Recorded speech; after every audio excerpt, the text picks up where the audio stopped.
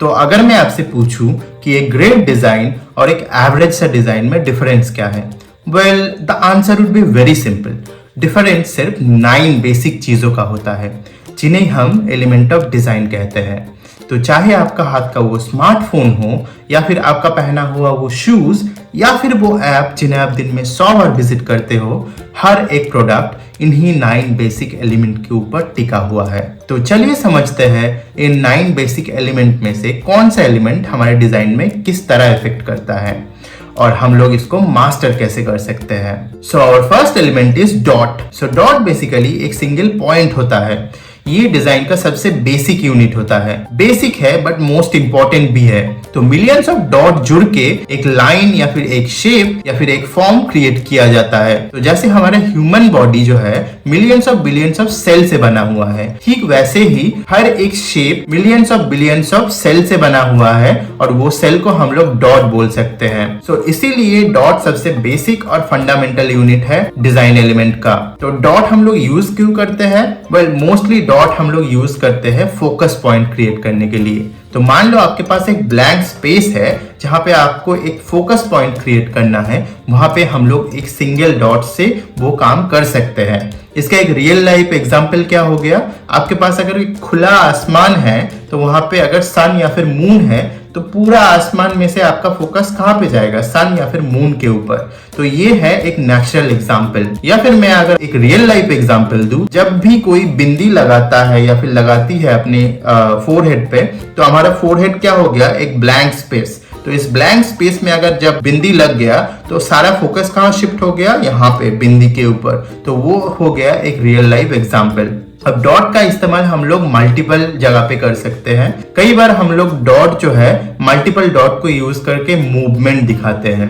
इसका एक एग्जांपल ये हो गया कि जब आप ब्राउजर में कुछ ब्राउज करते हो तो उधर क्या होता है? बफरिंग होता है। तो उस बफरिंग में क्या दिखाते हैं हम लोग कि मल्टीपल डॉट ऐसे घूम रहा है, तो हम लोगों को समझ आता है कि कुछ तो प्रोसेसिंग चल रहा है। तो इस काम में हम लोग मतलब डॉट को यूज करके मूवमेंट दिखा दिए या फिर प्रोसेसिंग दिखाने के लिए हम लोग डॉट को यूज कर रहे हैं। एक और जगह जहां पे यूज होता है वो मिस्ट्री क्रिएट करने के लिए। एक बहुत ही मॉडर्न एग्जांपल है इसका।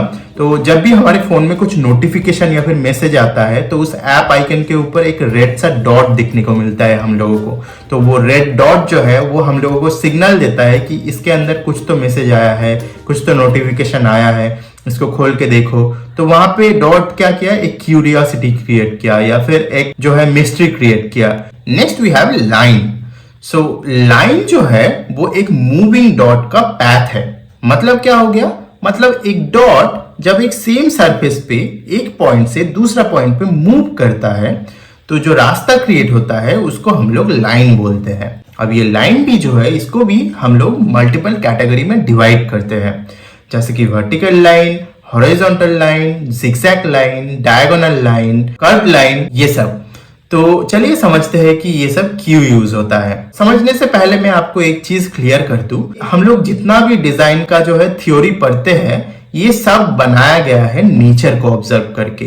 तो चाहे वो एलिमेंट ऑफ डिजाइन हो, कलर थ्योरी हो, प्रिंसिपल ऑफ डिजाइन हो, बायोमैकेनिक्स हो या फिर एर्गोनॉमिक्स, हर एक फील्ड ऑफ डिजाइन जो है नेचर को ऑब्जर्व करके, नेचर को लेके रिसर्च करके सालों साल बनाया गया है। Coming back to horizontal line, तो नेचर में सनसेट या फिर सनराइज जब होता है तो समंदर का पानी एकदम काम रहता है और आसमान भी उस टाइम पे बहुत शांत रहता है। तो ऐसा इल्यूजन क्रिएट होता है कि आसमान और जो है समंदर का पानी एक थिन लाइन पे जाके मिल गया है एक साथ, और वो थिन लाइन जो है वो हॉरिजॉन्टल लाइन ही होता है। तो हॉरिजॉन्टल लाइन को हम लोग इसीलिए कामनेस और स्टेबिलिटी से एसोसिएट करते हैं। और ये सिर्फ एक एग्जांपल हो गया, इस तरह और भी बहुत एग्जांपल है जहां पे हम लोग हॉरिजॉन्टल लाइन को कामनेस या फिर स्टेबिलिटी की जगह पे देखते हैं। So next we have vertical line. ये सिंबलाइज करता है स्ट्रेंथ या फिर पावर का। तो जब भी आप कोई टॉल या फिर ऊंचा बिल्डिंग को देखते हो तो वो उस पोजीशन में क्यों अर्थ सरफेस के ऊपर है? क्योंकि उसके अंदर जो है स्ट्रेंथ है उस तरह रहने का। चाहे वो एक बिल्डिंग हो, कोई कंक्रीट का पोल हो या फिर bamboo stick, all of them are stable in their position because of strength. Next we have diagonal line. Diagonal line हम लोगों को इम्बैलेंस या फिर अनस्टेबिलिटी दिखाता है। तो अगर आपने पार्क में जो है सीसॉ देखा होगा जिसमें बच्चे खेलते हैं, तो उसमें क्या होता है, जब भी सीसॉ का एक पार्ट भारी होता है वो नीचे आ जाता है और जो साइड हल्का होता है वो ऊपर चला जाता है। तो डायगोनल लाइन इसीलिए जो है एसोसिएटेड है मूवमेंट या फिर इम्बैलेंस का। Next we have curve line. तो कर्व लाइन हम लोग मेनली डेकोरेशन पर्पज से यूज करते हैं, या फिर कई बार कर्व लाइन हम लोगों को एलिगेंस या फिर फेमिनिटी भी दिखाता है। अब इसका एग्जांपल क्या है, तो अगर आप किसी पर्सन को डांस करते देखोगे तो डांस में जो हैंड या फिर बॉडी का मूवमेंट होता है वो मेनली कर्व लाइन ही होता है। उसमें स्ट्रेट लाइन में बॉडी या फिर हैंड मूवमेंट आप बहुत ही कम नोटिस करोगे डांस करते टाइम। और कई बार जो है हम लोग कर्व लाइन को फेमिनाइन पोस्चर से भी रिलेट करते हैं। Next we have shape. अब शेप क्या होता है, शेप मेनली एक क्लोज्ड एरिया होता है या फिर क्लोज्ड लूप होता है। मतलब 2-3 लाइन या फिर एक लाइन जब कोई एरिया को क्लोज करता है तो एक शेप क्रिएट होता है। अब शेप भी जो हो गया हम लोग मेनली 3 कैटेगरी में डिवाइड करते हैं। एक हो गया जियोमेट्रिक शेप, दूसरा हो गया नेचुरल शेप और तीसरा जो है एब्स्ट्रैक्ट शेप। तो जियोमेट्रिक शेप में जो है हम लोगों का आता है स्क्वायर, रेक्टेंगल, सर्कल, ये सब। और ऑर्गेनिक शेप जो है या फिर नेचुरल शेप जो है ये वो सब शेप है जो कि हम लोगों को नेचर में दिखने को मिलता है और जो जियोमेट्रिक शेप के अंडर नहीं फॉल करता। फॉर एग्जाम्पल अगर आप एक पत्ता ले लोगे, मतलब एक लीफ, तो वो उसका शेप जो है वो ना तो कोई स्क्वायर से मिलता है, ना रेक्टेंगल से, ना कोई ट्रायंगल से। तो उसका शेप जो है वो एक नेचुरल शेप है। Next we have abstract shape. तो एब्स्ट्रैक्ट शेप मतलब क्या है, एब्स्ट्रैक्ट शेप वो होता है जो शेप ना तो जियोमेट्रिक शेप में फॉल करता है ना तो नेचुरल शेप में फॉल करता है, मतलब इन दोनों में ही नहीं आता। तो इस तरह का शेप को हम लोग एब्स्ट्रैक्ट शेप बोलते हैं। Next we have colour. अब कलर क्या है, कलर बेसिकली एक विजुअल एलिमेंट है जिसको हम लोग मतलब human beings we perceive from certain wavelength of light, मतलब लाइट के वेवलेंथ से हम लोग कलर को परसीव करते हैं। अब कलर जो है ये हमारे डिजाइन एलिमेंट में बहुत ही बड़ा रोल प्ले करता है। ये सिर्फ चीजों को सुंदर ही नहीं दिखाता बल्कि इसका बहुत सारा साइकोलॉजिकल इफेक्ट भी होता है हमारे दिमाग में। सो फॉर एग्जाम्पल जितना भी फूड ब्रांड है तो उसमें जो है लाल कलर का यूज बहुत ज्यादा होता है। अब ये क्यों होता है, क्योंकि रेड जो है ये हमारे भूख को ट्रिगर करता है और इसी का फायदा जो है ये फूड ब्रांड लेते हैं। एक और अच्छा एग्जांपल ये है कि ब्लू जो है ये हमारे मन में एक इंस्टेंट ट्रस्ट क्रिएट करता है। बहुत सारा ब्रांड्स में भी देखोगे कि ब्लू कलर का जो है पैकेजिंग बनाया जाता है, प्रोडक्ट बनाया जाता है। क्यों, क्योंकि एक सर्टेन फेथ और एक सर्टेन ट्रस्ट जो है ब्लू क्रिएट करता है। तो इसी तरह हर एक शेड जो है एक तरह का इफेक्ट क्रिएट करने का पावर रखता है और इसी कॉन्सेप्ट को हम लोग डिजाइन में इंप्लीमेंट करते हैं। So next we have texture. So texture मतलब जो है सरफेस का क्वालिटी होता है। मतलब कोई भी सरफेस पे अगर आप हाथ रखोगे तो आपको किस तरह फील हो रहा है उसको हम लोग टेक्सचर बोलते हैं। तो टेक्सचर भी जो है 2 तरह का होता है, एक होता है टैक्टाइल टेक्सचर, दूसरा होता है non tactile texture. Tactile texture क्या होता है, जिस तरह का टेक्सचर को आप अगर हाथ लगाओ तो फिजिकली फील कर सकते हो, उस तरह का टेक्सचर को हम लोग टैक्टाइल टेक्सचर बोलते हैं। मतलब आपके पास अगर कोई लेदर का टुकड़ा होगा तो उसके ऊपर अगर आप हाथ रखोगे तो आपको एक सर्टेन चीजें फील होगा, या फिर आपके सामने अगर कोई सीमेंट का दीवार भी होगा उसके ऊपर भी आप जब हाथ रखोगे तो आपको एक रफ सा सरफेस फील होगा। तो वो हो गया टैक्टाइल टेक्सचर। अब जो है नॉन टैक्टाइल टेक्सचर क्या होता है, नॉन टैक्टाइल टेक्सचर या फिर विजुअल टेक्सचर वो होता है जिसको आप हाथ लगाओगे तो आपको हाथ में फिजिकली तो कुछ फील नहीं होगा, पर आपको देख के पता चलेगा कि इसका अपर सरफेस जो है इसके ऊपर स्मूथ फिनिश नहीं है। सो फॉर एग्जाम्पल अगर आप कोई सीमेंट वॉल का फोटो ले लोगे तो उस फोटो को देखकर आपको ये तो पता चलेगा कि इसका अपर सरफेस बहुत ज्यादा रफ है, बट आप अगर फोटो के ऊपर हाथ रखोगे तो आप वो रफ सरफेस फील नहीं कर पाओगे। तो उस सिचुएशन में वो नॉन टैक्टाइल टेक्सचर या फिर विजुअल टेक्सचर हो गया। So next we have form.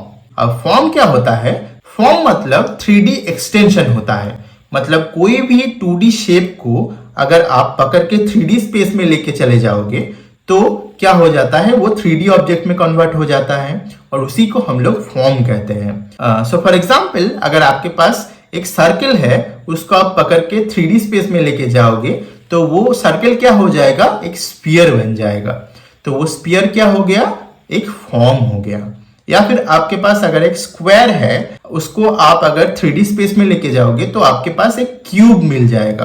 तो वो क्यूब क्या हो गया, फॉर्म हो गया। तो फॉर्म मतलब 3D जो है वर्जन होता है 2D शेप का। Next we have value. तो वैल्यू मतलब इंटेंसिटी होता है लाइट का। तो कोई भी कलर कितना डार्क है या फिर कितना लाइट है, उसको हम लोग वैल्यू से समझते हैं। सो फॉर एग्जाम्पल, अगर आप फोटोशॉप में काम कर रहे हो और उधर आपने एक लाइन ले लिया है, तो लाइन का जो कलर है उसको आप अगर 0% वैल्यू पे रखोगे तो वो लाइन एकदम ट्रांसपेरेंट से दिखने लगेगा।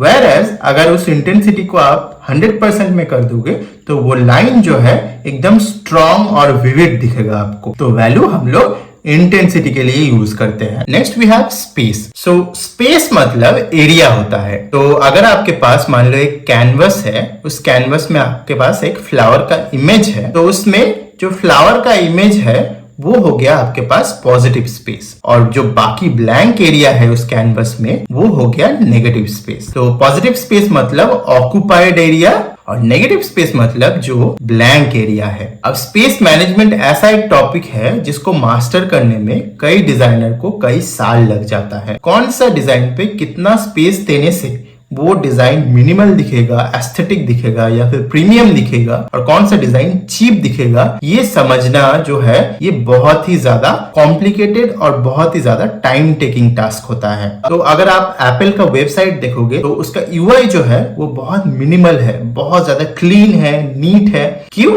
क्योंकि एप्पल जो है वो लग्जूरियस प्रोडक्ट बेचता है, वो जानता है अपना कस्टमर और उसको पता है कि उसका मेन डिजाइन लैंग्वेज ही जो है वो मिनिमल, नीट, क्लीन है। तो इसलिए उसका वेबसाइट भी बहुत ज्यादा क्लीन और नीट दिखता है। Whereas आप अगर कोई गवर्नमेंट का वेबसाइट देखोगे, चाहे वो रेलवे का हो या फिर कोई और सेक्टर का, तो वो बहुत ज्यादा क्लटर है या फिर बहुत इंफॉर्मेशन से भरा पड़ा है। अब मैं उसको खराब डिजाइन तो नहीं बोल रहा हूँ, बट बहुत ज्यादा अच्छा और यूजर फ्रेंडली भी नहीं होता है। अब ये क्यों है? क्योंकि इतना ज्यादा इंफॉर्मेशन होता है और इतना ज्यादा ट्रैफिक होता है उन वेबसाइट पे, इतना टाइम ही नहीं बचता कि उसको जो है एस्थेटिक बनाए, उसको यूजर फ्रेंडली बनाए। एक और अच्छा एग्जांपल जो है वो है फ्लिपकार्ट, अमेजन। तो उसमें जो है आप देखोगे, अमेजन का वेबसाइट खोलोगे, ऑल्दो उसका यूआई भी काफी ठीक ठाक है, इतना सारा प्रोडक्ट लिस्टेड है फिर भी, बट फिर भी मतलब उसमें इतना ज्यादा प्रोडक्ट भर भर पे अमेजन बेचता है कि आपको भी मतलब समझ नहीं आता खोल के कि नजर आपको इधर लगाना है कि उधर लगाना है, क्योंकि उसका बिजनेस मॉडल ही वही है कि अटेंशन हर जगह क्रिएट करना है। इतना सारा प्रोडक्ट से जो है होम स्क्रीन भर दो कि कस्टमर भी देख के कंफ्यूज हो जाए कि यहाँ पे क्लिक आगे करना है कि वहां पे। तो एज अ डिजाइनर आपको समझना पड़ेगा कि कौन सा ब्रांड का आइडेंटिटी किस तरह है, कहाँ पे आपको बहुत ज्यादा पॉपिंग कलर यूज करना है, स्पेस कम यूज करना है, और कहाँ पे आपको स्पेस बहुत ज्यादा यूज करना है, कलर थीम किस तरह यूज करना है। तो ये सब चीज आप तभी समझ पाओगे जब आप एलिमेंट ऑफ डिजाइन को मास्टर कर लोगे। So our last element is typography. So typography basically text होता है। तो आपके डिजाइन में जितना भी जो है टेक्स्ट होता है, लाइंस होता है, वो जो है टाइपोग्राफी में आ जाता है। अब टाइपोग्राफी में भी जो है बहुत ज्यादा पावर होता है डिजाइन को ट्रांसफॉर्म करने का। सो फॉर एग्जाम्पल, अगर आप एक ऐसा फॉन्ट ले रहे हो जो कि बहुत ज्यादा एक पॉपिंग सा इफेक्ट क्रिएट करता है, तो आपका डिजाइन भी उस टेक्स्ट के साथ बहुत ज्यादा पॉपिंग और अट्रैक्टिव दिखने लगेगा, एकदम अटेंशन को बहुत ज्यादा ग्रैब करेगा वो। Whereas अगर आप कोई फॉर्मल सा फॉन्ट यूज करोगे कोई डिजाइन पे, तो आपका डिजाइन भी फॉर्मल लगेगा। तो टाइपोग्राफी या फिर टेक्स्ट भी बहुत बड़ा रोल प्ले करता है। तो एक अच्छा फॉन्ट ही जो है आपके डिजाइन को कंप्लीट करता है। So yeah, that was it for this video. However, if you have any doubt or any suggestion regarding my videos, you could comment down below. Thank you. Thanks for watching.